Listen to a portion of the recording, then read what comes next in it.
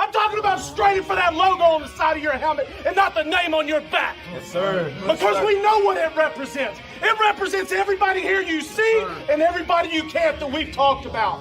I'm here to strain with you, men. I swear to God, I'm here to strain with you. Let's go. Everything you got, strain with everything you got. Let's go. Bills on 3. 1, 2, 3. Bills.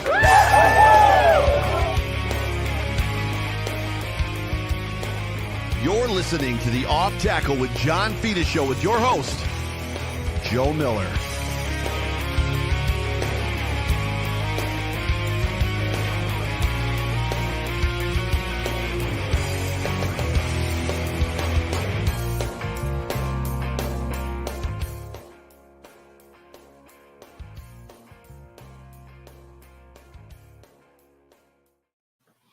What is going on, ladies and gentlemen? It's your boy Jay Spence the King, and I am filling in for my brother, one of my favorite people in the whole wide world, filling in for Joe, the Voice Miller. And I'm here filling in because this show is a big deal. It's the Off Tackle show with John Fina. I pointed the wrong way. See, I'm not used to doing Joe's job. To John Fina. What's up, John? Hey, Spence, man. Thanks for sitting in. It's been too long since we chatted. We got to get together. I roll up to Phoenix quite a bit, but man, business keeps me so busy. But I got to make a better point of reaching out before I head up there. Yeah, and this last weekend would have been fun, man. The Colorado game was fun over the weekend. I went out there to see Colorado actually defeated ASU last minute type thing, and that was fun. There's a lot of good football this week in college football. How's your son's team doing? Well, let's see. On the weekend, I'm 3 for 3, right? So my JV team, which I coach, we won. South Point Varsity won. Bruno won at UCLA. And then my Bills lost, my Arizona Cardinals lost, and my Arizona Wildcats lost. So I went 3 for 3, 3 out of 3 or whatever. I'm 500 on the weekend. I guess if I were batting in MLB, I'd be over the moon. Oh, yeah. But yeah, it was pretty rough weekend. I nearly got attacked. I stopped in at a Walmart. Nearly got attacked by a homeless guy, which really put me in a bad mood. It was bad enough that we lost. And God, that was crazy. I don't know. You got me. How about you? I'm yeah. I know how your weekend went. You're wearing Arizona Cardinals gear. You're not even wearing, morning Buffalo Black. It's MOURNING Buffalo Black. Yeah, no, I have to get a Buffalo Black, like a hoodie or a shirt or something, so I can mourn whenever we lose. But no, actually, surprisingly, I'm not even in a bad mood. Like yesterday, after the game was over, I was a little annoyed for maybe a half hour, but I think I was more annoyed because of Twitter than the game. So it wasn't. Oh yeah. Twitter went 360 on us, right? Last week we were world beaters. This week everybody gets fired again. Man, as often as everybody gets hired and fired, HR is just like under a stack of paperwork. But hey, everybody in the chat, hello, Steph, Richard Rush, Karen. Yeah. Thanks for joining again. The Trek Reviewer, guys, Overreaction Buffalo. Thanks for joining us. We're excited to have you. If you have a question you want us to address, get in there for that super chat. We'd love to hear what you have to say. If it's a gripe or you just want to cry out loud, we'll hold hands and we'll hug a little bit. It's hard to see the future right now, if you know what I mean, Mr. J. Spence the King. Let's hear from ours. It is hard to see the future, but with Ficta, Endel, and Elmer Eye Care, you'll improve your vision. Why don't we hear from our sponsor right now, Mr. Spence? Nothing builds the thrill quite like seeing our Buffalo Bills march right down the field. Every pass, every play, and every touchdown. But for those of us who have to catch the action blurry, it's time to call Ficta, Endel, and Elmer Eye Care and schedule a consultation. With Zeiss Smile technology, you can have your vision corrected in moments so you can get back to focusing on what's important. It's a quick, pain-free procedure with a world-class team, and you're back in the action. Visit us online at ficta.com and take our free self-evaluation test to see if you are eligible and schedule a consultation. Because here in Buffalo, we don't just watch the game, we live it. Ficta, Endel, and Elmer Eye Care. We are focused on you.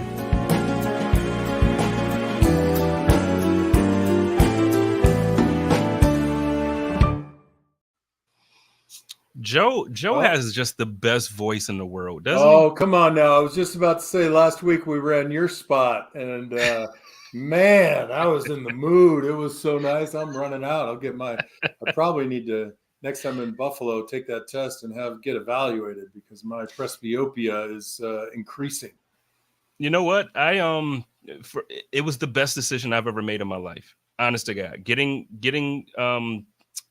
the eye care, just so I got mine done a few years ago. It was before they had the Zeiss, the new Zeiss Smile technology, Mm-hmm. but Yep. it was still the best decision that I've ever made. Like I couldn't see, yet alone, man. I couldn't see anything. Now, man, there's times I sit outside just to look at the trees. I love it. So, we got our first super chat of the night, though. Shout out to Steph. Man, Steph is on top of it. What Yeah, in she's the ready. HE double toothpicks, all caps, is Josh Norman going to do for us besides having another body in the team? He was meh before. Well, Steph, thank you for the super chat. You know, before the show started, Spence and I were talking about this very subject. And I guess minus making a big trade and giving up something for the future, you know, they got to look at who's on the street or who's really available at low cost. So I hear what you're saying. They could have made a bigger move. Spence, you had somebody in mind as we were talking. Well, give us your take on it. And I'm halfway agree with you right now. You know, I'm really in the middle. Yeah, no. So I think for me, what I was doing before the signing was announced for Josh Norman going to the practice squad, I was kind of like just looking around the NFL at like rookie deals or very inexpensive deals for guys who are playing well. And one of the ones that I looked at was Pat Surtain from over in Denver. He's on a rookie deal, and I think he's playing very well. I think with the team, with Denver overall not playing well, I think it could be a conversation that Brandon Beane can call over and have. I don't know what it would take. Patrick Surtain is a good player. He's playing very well, so it might be too expensive for us, you know, as far as draft capital or whatever. But I think in a year like this, and how do you feel about this? Because in a year like this, I feel like coming into the year, when you had Trey coming in, we were confident. Matt Milano, you lose Daquan Jones. So, like, you're losing. It's not like you're losing depth pieces. You're losing star players. Like Matt Milano was an all-pro last year. Trey White was an all-pro before he tore his ACL. So you have, you know, quality guys. And Daquan Jones was tearing it up. And, you know, now we've got Dalton Kincaid in concussion protocol. Maybe you've got Dawson Knox with a wrist. I mean, whoa. I mean, the only thing I can say about that is if you don't make a big move, are you saying that because of these injuries, you're just kind of throwing in the white flag on the season? You know, do you not try to save the season by getting somebody who's more established or maybe a younger, better athlete? My concern about the signing is he's like 35 years old. I don't see it. I don't know what the strategy was. Maybe there's more to come. I don't know what to say, but it's definitely a little bit of a head scratcher, but it's so quick too, right? So maybe this is a stopgap measure that they put in place while they do the research, while they really measure everything they have, what they're willing to give up, what they're willing to trade away. But it's I don't think we've seen the end of the moves. Puna Ford obviously will have to come up now, right? So Puna's going to come up. The linebacking situation really concerns me along with the cornerbacks because, you know, even though I think Williams played very well, I think that Bernard played really well in the game in London. You know, that puts us down to Dodson and two really young guys. So where do you go from there? Tyler Medikevich.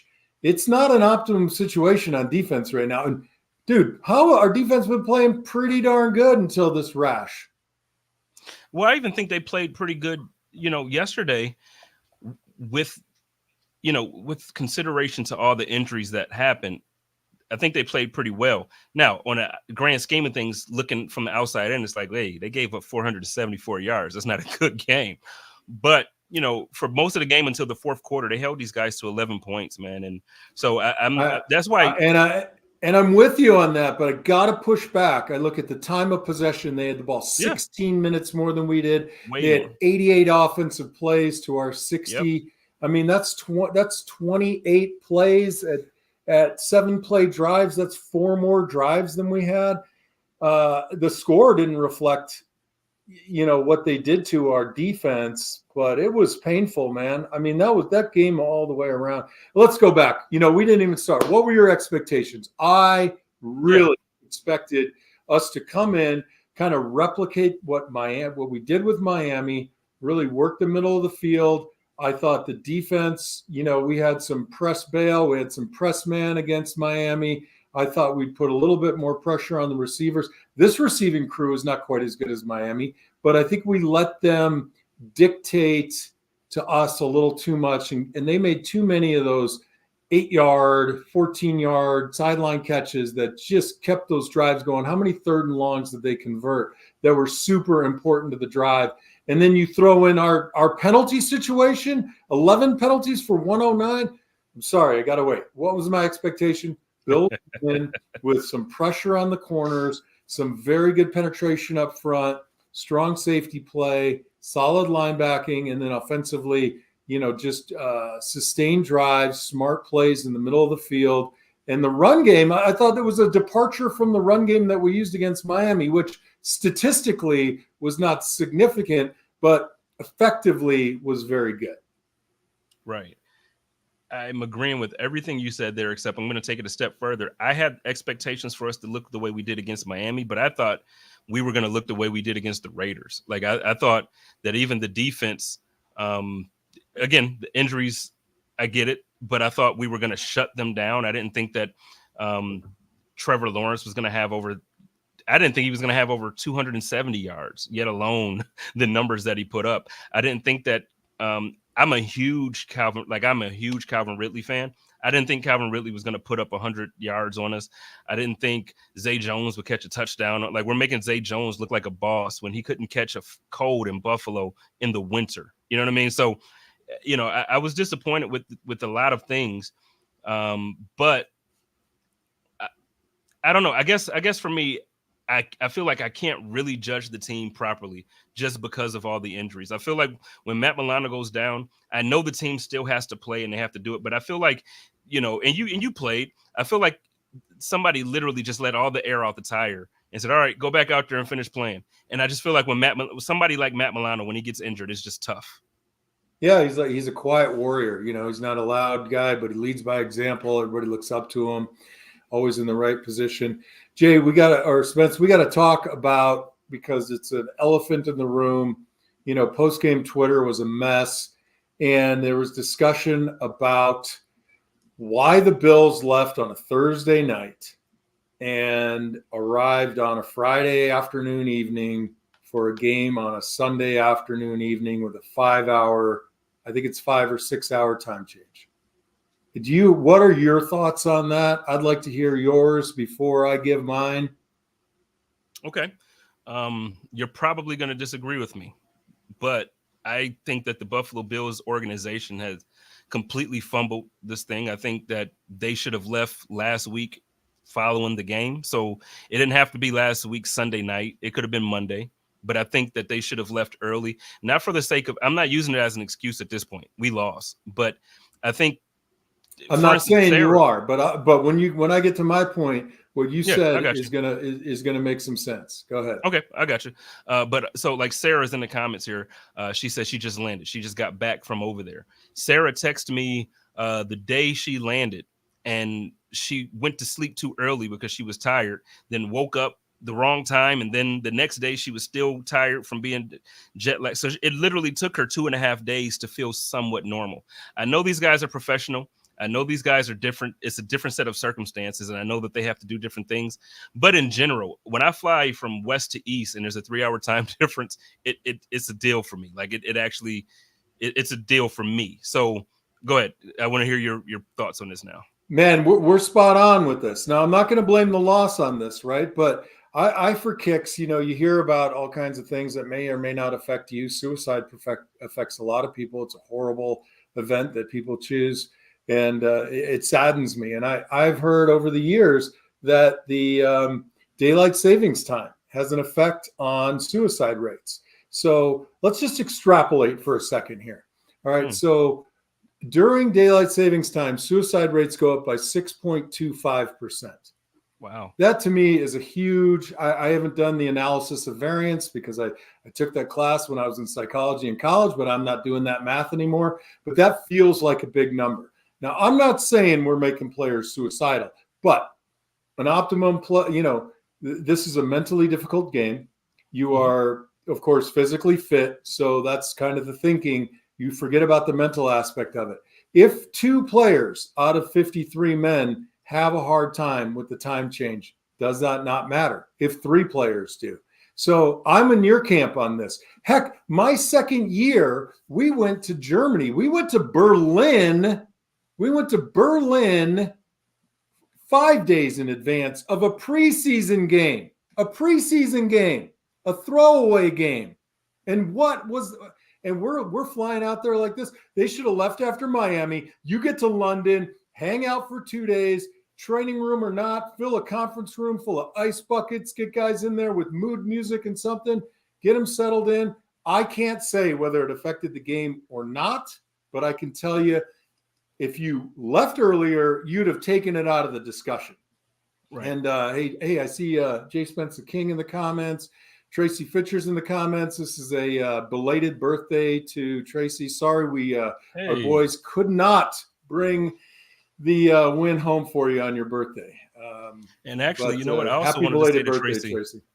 And I also wanted to say to Tracy, I didn't get a chance to reach out to her, but I saw on the timeline. I just want to offer my prayers and my thoughts. Yeah. With the loss of your mom, my heart is with you. We all love you over here at Buffalo Rumblings. You're one of our favorite supporters, so we love you and we're praying we're with you. So, but no, it's actually surprising that you agree with me. I thought you were going to disagree with me on this take, but you know what? No, I'm just one of those people that wants to reduce variables. Right. So well, let me ask you this. Do you feel so Spence, so was it because they were cheap? Did they go not deep pockets? What's the deal? I mean, okay, that's a lot of hotel rooms. People have asked me over the years, after a game, do you stay in New York or Indy or Miami? No, man, we go right to the damn airport and we got an airplane, we go home. Because do you want to buy hotel rooms for another 150 people or 125 or 100? I mean, multiply that by a decent hotel room at $250 a night. And then, you know what? Dig into your pocket. So was it a cheap move? I just say eliminate the variables, bite the bullet. The NFL should be picking up some of that tab. Maybe they are. Yeah. I don't know. But it doesn't help the look. Well, but that's what I was going to say, too. It's like, I understand, that these things do come out of the team's pockets and their budgets. But when you're talking about the fact that, the NFL schedules you to go overseas, this is not a regular trip. This isn't your team going from Buffalo to New England or Buffalo to Miami, where you just have to worry about a flight and a charter bus and a hotel room down there. Like, it's different internationally traveling. So for me, if this is an expectation of the league to say, no, we want to showcase the Buffalo Bills overseas, then I think the league needs to figure out some way to I don't know. I just feel like they should accommodate the team to help out in certain ways. I did want to ask you about this, though. If we're building the brand overseas, then bring them out early.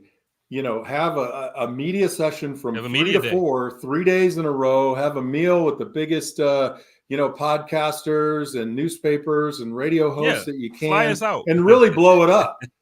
Yeah, right? Fly us out. Fly me and John and Joe out. Fly Jay Spence the King out, Joe Miller, Sarah Larson, John. Oh, man, let's go, baby. It was ridiculous. And again, listen, everybody listening on the pod, everybody listening in the comments right now, listening live, Spence and I are not saying this is what caused the loss of the game. However, by not eliminating that particular variable, you call things into question, right? Make the deal in advance, eliminate that, get there 3-4 days, 4-5 days early, and do bed checks, keep people up, get a cattle prod, make sure they're staying up late enough so that they fall asleep and get on a regular schedule. It just seems silly to me. I think it does seem silly because to me it's something that shouldn't be a factor. I think one of the things that can fix it going forward, don't schedule a team overseas unless their week prior is, to me, it should be their bye week. So these early overseas games, no, give their team their bye week. So that way, so for instance, say the Bills were on bye this week. All right, if everybody wants to go overseas and we go early, your vacation, you can do your thing with your family, you can do your thing with whoever, but then this is when the team has to report. But you're already over there and you're relaxed and you're acclimated to the time, you're acclimated to the weather, you're acclimated to the food and to the people. And I just think giving people realistic amount of time to do things, I think should be the thing that's fair. Because I do understand everybody's point about Jacksonville being there 2 weeks in a row. There was an interview where running back Travis Etienne actually said, like, well, no, I feel like, last week we were sluggish and we just couldn't do it. This week we felt so much better. I could only imagine how the Bills felt. I think it was a big factor. So if the player is saying it's a factor, it's a factor. Yeah. Well, okay. We've kicked this dead horse enough right now. Let's go back and let's assume they were there 4 days early. And let's talk a little bit about, I'd like to say the needs work, but we have to talk about the bad stuff that happened. And I know everybody already knows about our injury losses, the injuries that we didn't even have on the field with Rousseau, and who else didn't come? Shaq Lawson was out. Lawson was out. Obviously, we lost Trey for the year. But yeah, we were missing some guys. We were hamstrung going in, and now look, it's a devastating loss losing Daquan Jones and Matt Milano, and I think that there is a creeping doubt that happens. I don't care who you are. These are the biggest, strongest guys in the world playing the toughest game mentally and physically, but doubt can creep, and when you lose two guys like that who have been outstanding players already, you start questioning, you start dropping confidence. But as far as I guess a technique question, where do you see what needed work and what was just out of sorts? Technique wise, you know what? So obviously you and I talked last year when you came down for the Bills backers game and we got a chance to watch the game together, the Miami game. We watched the game a little differently, and I'm trying to watch it the way you told me to watch it. It's still a little difficult for me. I guess I still watch the game where I look at just overall performance. I don't know as far as technicalities or certain things that people need to do, like little things yet. I didn't go back to rewatch it, but honest to God, man, to me, the biggest issue that I saw, and a lot of people are going to disagree with me, the biggest issue I saw was Josh Allen. And I don't know if that's fair. Well, look, I think in the aggregate, right? Because you talk about numbers and, you don't look at the game maybe through the lens that I do sometimes. And to be fair, I'm no wizard. I don't, I try and work coverages a little bit into my mindset. On the beginning of a defensive play, I'm always looking at alignment. I'm looking at two high safeties, single high safety. Are we in press on the snap of the ball? Try to catch that and then revert my eyes back into the trenches. But I just feel like when and I agree with you, Josh just was not sharp in the beginning. But when they started getting a rhythm, I felt like that McDermott needed to do something to disrupt on the edges with pressure, with press man. And I didn't see anything that really put them out of the game plan that Trevor Lawrence was executing and doing very well. So it's just painful all around. I thought the offensive line played fair to good. I mean, there are no sacks. You look at the board, there were no sacks, but there was some pressure. Maybe Josh was the guy that didn't get the right rest, that didn't get right on the right time zone. Maybe he was the guy. Maybe it took a little while to get warmed up, and then you look at the reduction of snaps, and it took a little bit longer for him to get rhythm. I don't think they were committed in a run game philosophy that looked the same as what we ran against Miami. And I'm just tired of this idea, and I don't know that it's true, that week to week you change your run game philosophy based on the defense that you play. So if we ran zone and we ran it effectively, though the stats don't show it against Miami, we ran a lot of zone run and it worked really well. And then this week's against Jacksonville, we're seeing a lot of angle blocking, pin and pull, whatever you want to call it. And I'm scratching my head going, why? Why don't you cement a philosophy and just apply it? Just force your will on the other team. And it was upsetting. And we do that defensively. So like every game we go out and we play our game defensively. It doesn't matter who we're playing against. It doesn't matter what they're doing. We're going to impose our will on you defensively. And I think when you have a quarterback like Josh Allen and you got Stephon Diggs, I think you should be able to do that on offense too. I agree with you. And so the running game, Sarah in the comments mentioned like this was the first week all season that we've been stopped running the ball this season. And I think that's part of it. We didn't even try. Like, I feel like they stopped after a while. Like, okay, 5 attempts for James Cook, -4 yards. They didn't even try to give him the ball. Damian Harris, I think he had 14 yards or something like that. They didn't even try to continue to give him the ball. So at some point, it's like, look, no, run the ball. It doesn't matter if you feel like, okay, a few plays didn't work here or a few plays didn't work there. Get more creative. But at the same time, continue to run the ball, control the clock. You mentioned how many more plays that they had offensively than we did. That's why the defense looks tired. You're giving up plays because you're on the field for an extra quarter longer, or just about. I don't know what did you say the numbers were as far as time? They had the ball 16 minutes more than we did. They had a whole quarter. That's an eternity. It's a whole That's quarter. a quarter of football, man. Like, they literally held the ball for a whole NFL quarter of play more than the Bills did. Yeah, it was awful. So 88 offensive plays. I could tell you this, UCLA, Bruno played the whole game last weekend. They had 95 snaps. I talked to him after the game. It was like 7:00 at night. He's like, I can't keep my eyes open. I'm spent. So, it looks like a lot, but when on the defense too, we loved that. The more plays we had, those guys up front, they couldn't even lift their arms, and you just keep the pressure on. I didn't see, and I'd have to go back and look, but honestly, there was such a bad taste in my mouth after this game. I didn't go back and look at the film. I apologize to everybody listening. Usually I go back and watch. I don't remember seeing James Cook head to the edges. He did really well again, getting to the outside. We haven't had a back who can hit the outside in a long time. Why weren't we doing that? The penalties, holy smokes, 109 yards in penalties on 11. And they had 6 for 54, I think. Mm-hmm. And here's one that will forever as offensive lineman, Jerry Ostrowski would say the same damn thing. When you're engaged with a guy and somebody falls down behind you or you get tripped and you end up falling backwards and the guy lands on top of you, they call holding.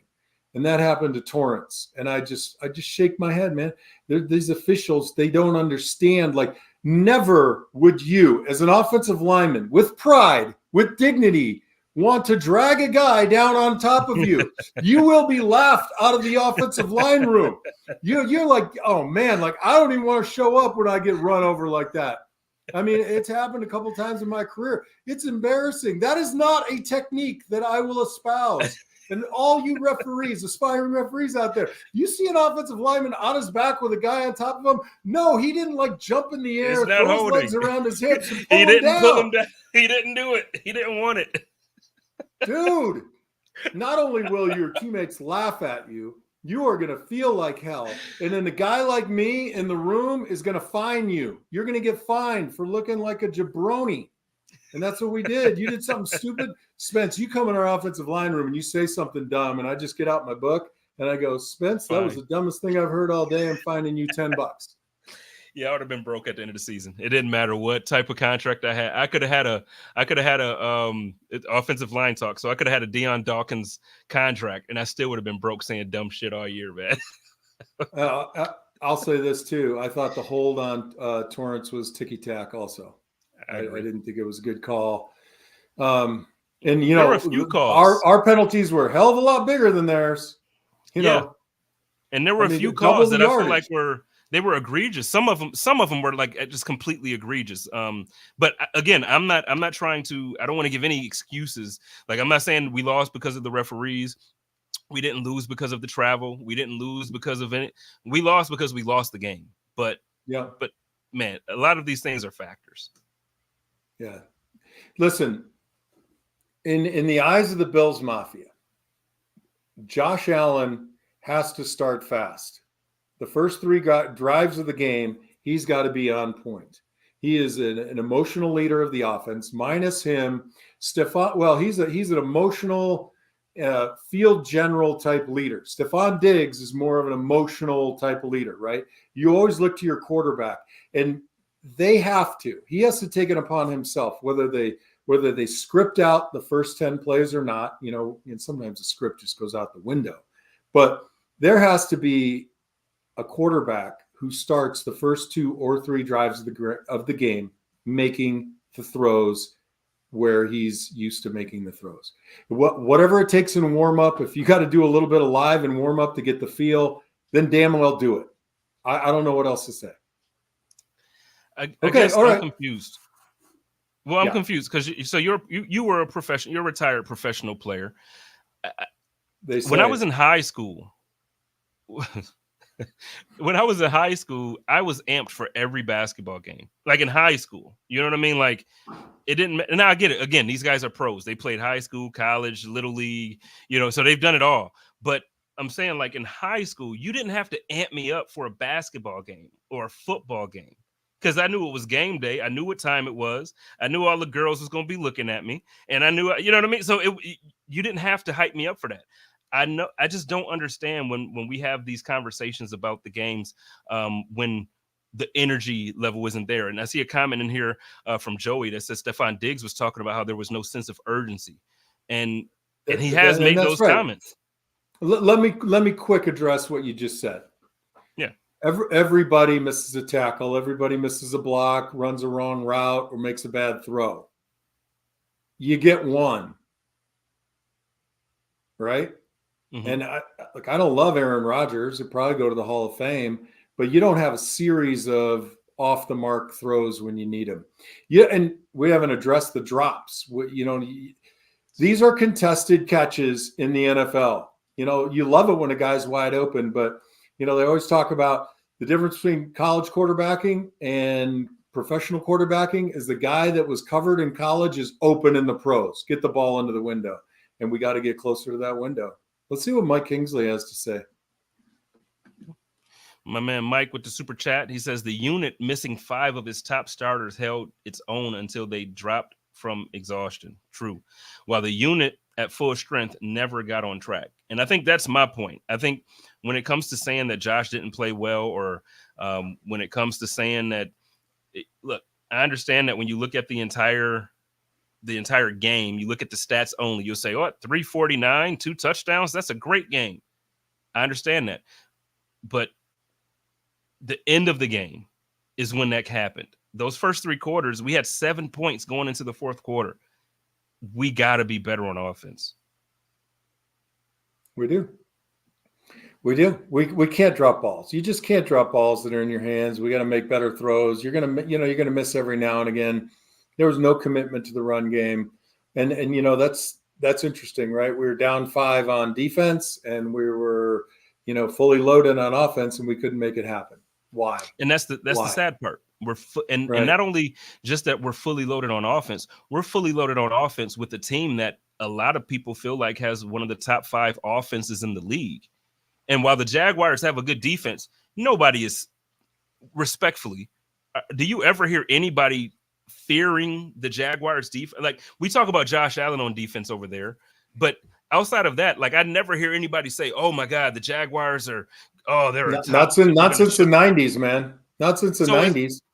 So I don't even want to give that excuse. It's like, okay, the Jaguars were good. They did their job. But what did we see from their defense that made us say they really shut us down? I think you get behind the 8 ball a little bit. You always get away from the run game. You have a few running plays with plenty of time, but now you're falling behind in the play count. And you start thinking you got to make up all this distance. I don't think, we didn't have great field position throughout the entire game. We had a nice punt return. I think got called back on a holding or something like that. I keep saying the same thing with Joe. Like, I don't want a guy who's going to run punts back for a touchdown. I just want a punt return team that doesn't commit a penalty. If you fair catch everything, fine. You get 5 yards, fine. Just don't make me go backwards. I don't want to be an offensive lineman running out to the 35-yard line and then see that flag at the corner of my eye and then start walking back to the 20 or the 15. Mm-hmm. It's just miserable. Just don't hurt us. And whatever it was, why couldn't you get up for the game? Why couldn't you rectify the things? I say to these kids all the time at JV football and varsity football, I said, look, you don't get a turn to make a mistake. Because the guy next to you made a mistake doesn't mean that you get to have one later on. It means that you turn to the guy that made a mistake and say, cut that shit out. Yeah. Right? And you hold everybody to a higher standard.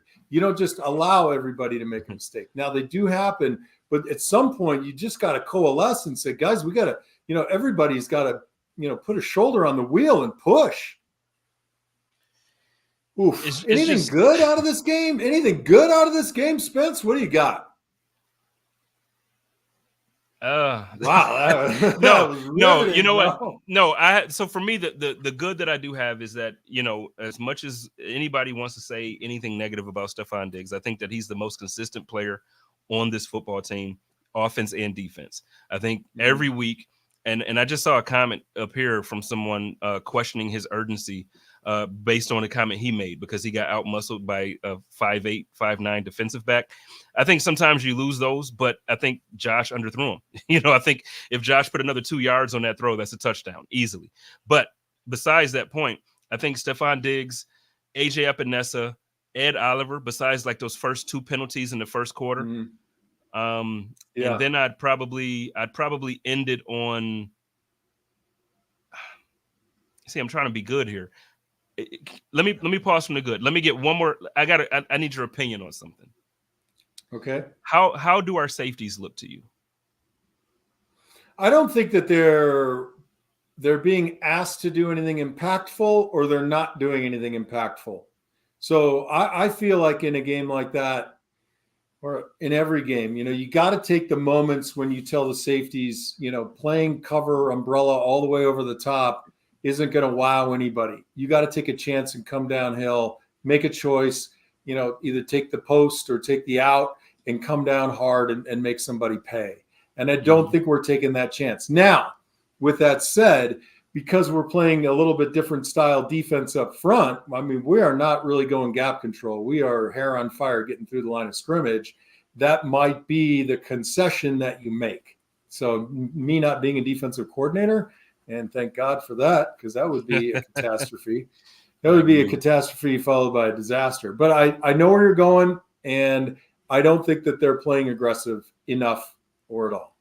And now, you could argue that they're not capable anymore, that they're too old, or it's the scheme. I don't think it's either. I think, there's some things that I know that I probably can't say publicly right now. But I think that there's things. You could text me, bro. I'll text you for sure. But I think there's things that factor in to how guys are playing right now. But I do think that what we've seen so far through 5 weeks, that our safeties do not look as explosive or look as dominant as we've seen out of our tandem over the last 5. Well, last year we didn't have Micah. So prior to that, the 4 years prior, I think that, there's some things happening. So, but back to the good. I just wanted your opinion on that, but back to the good. So I'll say Stefon Diggs, AJ Epinesa is a madman and I love him. And I apologize. All of a sudden, I mean, thank God he showed up. Yeah. What I don't like though is, dude, where you been? Thanks for coming. Where you been? Keep it up. Keep it up. I'll buy the donuts, right? I'll buy the coffee. Let's go. He did have a great game. And Ed Oliver is playing really well. I just think the scheme really fits him a lot better, clearly. Let him go. Let him feast. Let the guy attack. I love that. Yeah, I mean, look, and again, you look defensively when we had them in a bad situation, penalty extended their drives. I think they had 3, if not 4, Bills penalties that extended their drives. And those are just killers. Tracy said in the chat that we were flat. And as I was watching the game, like I didn't get a hype feeling about anything that was going on. Did you? So if I don't feel hyped, and everything looks and feels flat, it's probably pretty flat. You know what? No, there was one moment I did get hyped, and I tweeted immediately, and a bunch of people disagree with me. I wanted the Bills to go for it on 4th down after they had that huge play from Stephon Diggs. I think Josh threw it like 40 yards or something. Diggs caught it. We ended up getting stopped those next 3 plays. 4th down, we ended up punting. Everybody's like, and I under normal circumstances, I absolutely get why you punt that ball. Like it's 4th and I think 8 or something like that, and you're on your 45-yard line, you punt it. You got a good kicker, you might choose to try to kick it from that far, but you punt it. My thing is, no, I agree with you. I agree with you, and the stats on going forward on 4th and 2 or and less are it was far long. better than you think. Well, no, it was long. Wait. Okay. Yeah, it was like 4th and 8. Yeah, no, it was 4th and 8. But my point was, well, it is rough. We were on our 45-yard line, but my point was, for that entire first half, we had no momentum. So you finally get a huge play out of Diggs. You try to get your offense kind of going up. When you're on the 45-yard line, the defense was playing well in that first half. We held them to 11 points through 3 quarters. I'm saying you have a huge play like that. Mike just updated me. He said 4th and 10. So, like I said, I understand it's a play that you normally don't do, but you're in your territory. And to me, look, at this wait point, a minute. We're on our own 45. I'd have to go back and look at it, Mike. It was second quarter. If we were, I'm sorry, you punt. No, and everybody said that. And so what I'm saying is, I get why, under normal circumstances, I would agree with that and say punt. The reason why yesterday I said no, don't punt, go for it, is because we weren't generating any offense in that first half. So when we finally started to do something fun and look good and get excited, I'm like, oh no, you do it. But go ahead. I understand why you punt. Second quarter, man. I don't know that I can. I can get on that bandwagon. I'll tell you. We didn't have. If it were only that play we were talking about, if that were the only play that mattered in the game, but dear God, I mean, the list of plays that we botched were. No, you're right. You're right. But the first half, we looked lethargic on offense, like lethargic. So I'm just saying, after a big play like that, look, pump some energy into your team and say, you know what? I'm going to trust you guys. I know you got stopped these last 3 plays, but you had that huge play here. Let's make something happen. Come on, Josh, make something. That's when you say, hey, Josh, you're an MVP type player, right? You're our guy, right? You're our quarter billion guy, right? $1 billion guy. Josh, make this happen. And that's where I try to go into the half, get another touchdown, go up. But I understand. Trust me, I know football, so I know why you punt it. But in that moment, to me, outside of normal football thinking and normal football, analytics, I just felt like in the moment, the momentum was needed. Man, they needed something. I mean, if I had to buy like a few, maybe 5 or 6 cases of Monster Energy or Red Bull gives you wings, come on, something. My God, it was uninspiring. It was uninspired play. I mean, I'm usually of the opinion, at this point where I want to go back and look, or not go back, but I want to look forward. I don't even know who we play next. I mean, I'm so distraught by the injuries, by the uninspired play, and again, the referees didn't beat us. I'm never going to say that, but it was awful. It was everything all at once, everywhere, just like that damn movie with the hot dog fingers. I mean, it's like, I just felt like we were pouring gasoline on every fire, either because we showed up late, because we didn't show up at all, because the referees showed up. Yeah, I love that meme going around. There are more flags on the field than the than the union or whatever the hell it is. No, but it's incredible. Yesterday, I think, and obviously it wasn't the most penalized game, but I saw more laundry on the field yesterday than I do on laundry day for me, man. And sometimes I go 2-3 weeks before doing laundry. You know what I mean? Like, it was a lot. Like, what's happened? Like, at some point, it's like, okay, bro, just tell me you're doing your chonies, or at least you got like 40 pairs, right? Tell me you're not rewearing chonies on. I free ball it, John. I'm free balling everywhere. TMI. Hey, you asked, man. Oh man, this is a family show, bro. I wanted to believe that the egg that we laid in New Jersey week 1 was going to be enough to carry the team. And we talk about the attitude after that game in Bill's Twitter, and it was fire everybody, rehire a few back. And then we go on a 3-game win streak, and then it's, everybody's the greatest thing ever. And I'm always kind of like in the middle, like, hey, man, it's never as good as you think. It's never as bad as you think. You got to hold tight on this a little bit. Don't get too far over your skis. I want to believe that, these types of performances are an anomaly and you don't see them again. But 2 in the first 5 games of the season, that's a real problem for me. I mean, I understand, you're in a shootout and the team that has the ball last at the end of the game, a couple mistakes here and there, they end up beating you. I can handle that emotionally, but this one was very depleting. So who do we play next week? We play the Giants. So we have a team that is coming up that we're supposed to beat. We're currently on. We're supposed to beat this team in London. It was supposed to be Bill's Mafia running all over Piccadilly Circus, having the greatest time. My daughter was there. Sarah was there. Joe was there. The list of people. Okay, did you see, by the way, Kate inserting herself into everybody's pictures and reposting? I love Kate. I love Kate so much. Like she's hilarious, man. She's hilarious. Matter of fact, shout out to Kate. Go.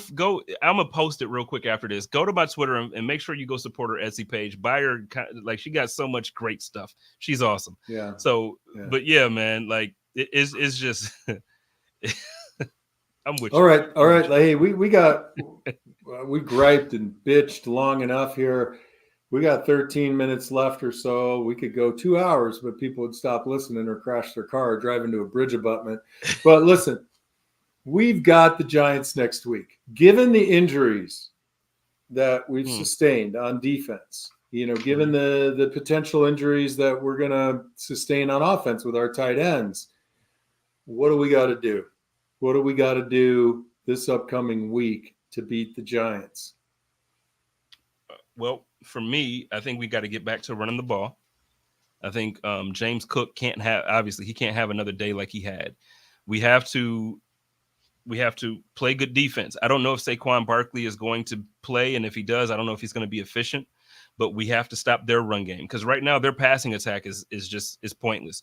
We should dominate Daniel Jones. We should absolutely we should destroy that offensive line. It shouldn't be close. The Bills are favored. I think the spread is 14.5 points is how it opened. Against the Jaguars, that spread was 4.5. So there's a clear difference in talent here. We should dominate from beginning to end. If the Buffalo Bills lose this game, and then I'm gonna shut up. If the Buffalo Bills lose this game, John, I'm telling you right now, nobody's going to want to listen to the code of conduct. They probably won't even want to watch the Hump Day Hotline with Joe because they're going to be so upset with me by completely if we lose to the Giants, John, really? Pack it in, pack it up. I totally agree. Listen, there's one point that I wanted to circle back to. Okay. From the game before I talk about the Giants, and I've been thinking about this a lot. And I saw a lot of this actually in the high school football game on Friday night. Trevor Lawrence escaped a hell of a lot of pressure.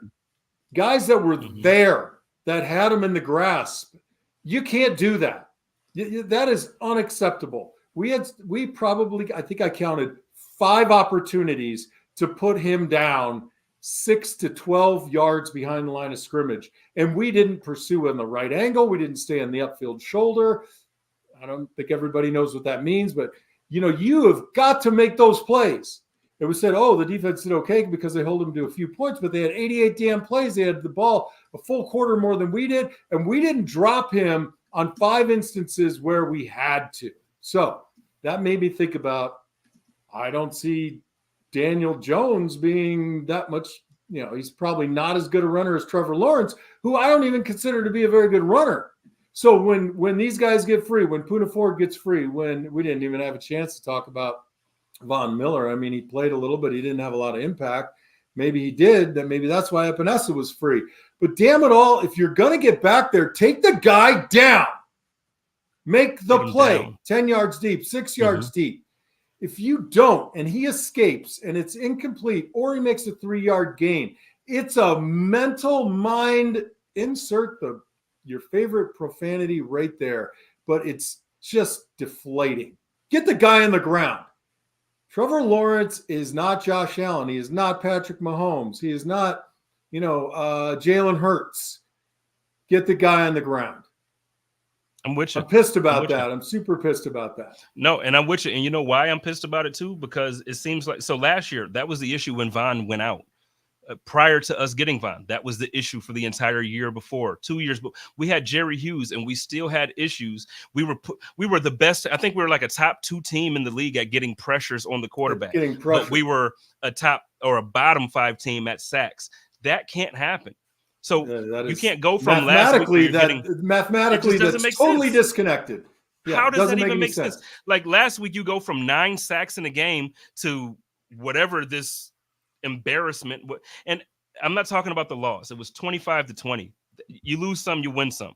But that's an embarrassing effort when you go from 1 week saying you're a dominant defensive line to now, like you said, Trevor Lawrence is not that guy. He's not Josh Allen, man. He's not Mike Vick back in the day. Like, what are we doing? So I think you're saying what I've alluded to with Joe a little bit. If you go back to last season and you see some of the sack numbers by Epinesa, he might, I don't know if he had 7 or 8.5 or 9 last year. How many of those were impactful at impact moments in the game? I don't want, garbage sack at the end of the fourth quarter, at the end of the second quarter when it's, 3rd and 30 and you're on your own 10 and, they're trying to get a touchdown. Those don't mean a lot to me. And Epinesa did it in this game. And I think when he had his first impact play, I said, wow, that's nice timing. Do it again, kid. Do it again. Repeat it. Yep. And he did. Yesterday he had that day.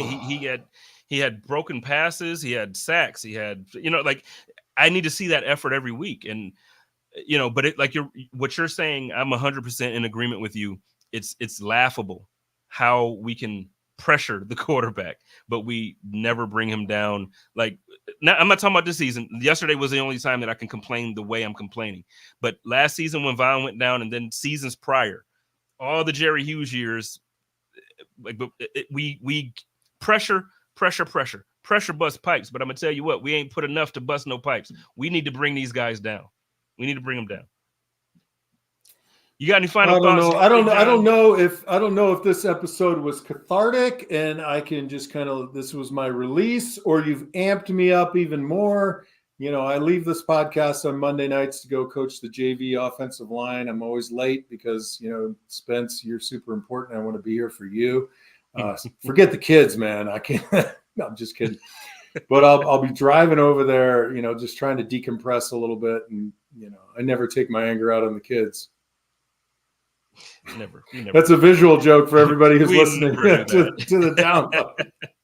But so before we get out of here, let me ask you this though, because you said you don't know if you're, like you normally vent and get all the stuff out. So looking at this now though, going forward now for the rest of the season, how do you feel currently about this Buffalo Bills team? Well, if we use the Miami game offense and continue to work on our running game, we can take the pressure off the defense. And if we can still be dynamic with the front four, we have a chance. Right now, if we come out, our offense from here on out, for the next, 12 games? I mean, the offense has got to be responsible for winning 10 of the next games, 10 of the next 12. We cannot rely on the defense. Not because I don't think they're good, but they're depleted in positions of deep importance. And that's a fact. So we have got to have the ball 10 minutes more than the other team. We must have 20 more offensive plays than they have. And that's it. And we have got to have, between the 3 running backs, we must have 100 to 125 yards rushing per game. And we have a chance. Minus the offense picking up the load, which I haven't been confident that we've been able to do even last year. I put our chances at hopeful for a wild card and having a really hard time owning the East. You? Wow. Well, so I still feel a little more confident than that. I think teams are going to start figuring out the Dolphins within the next 2 or 3 weeks. Not figuring out to where they're going to start beating them. I don't think they're going to drop 6 in a row or anything like that. But I think teams are going to start to figure them out. I think they'll drop a couple games. I think the Bills will start to figure it out and put it together. And I think it's going to kind of be similar to what it was last year, where, the cream rises to the top and then the rest of the teams kind of start to fade out. So I think the Bills are still there. I don't think it's a wild card. I think we still win the division, but I need Josh. Yeah.